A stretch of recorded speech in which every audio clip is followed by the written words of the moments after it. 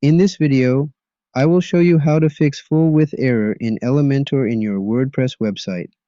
First of all, open any browser and log in to your WordPress account. To fix full width error, you must have Elementor installed.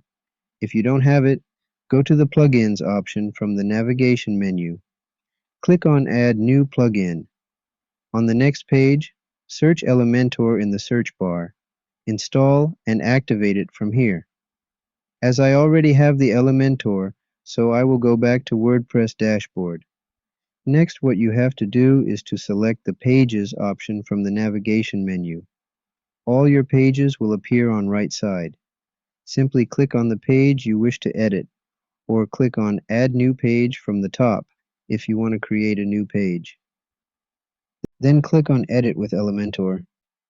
Your new page will appear. Now customize it according to your requirement. I will add heading and a background to it. After that, click on the settings icon from the bottom left corner. Page settings will appear. Scroll down and you will see page layout option. Click on the drop-down toggle in front of it. A drop-down menu will appear. Select the Elementor full width option from here. It will take some time to load, and then you will see that the Elementor full width has been applied to your store's heading here. Now, click on Publish from the bottom left side to activate your page.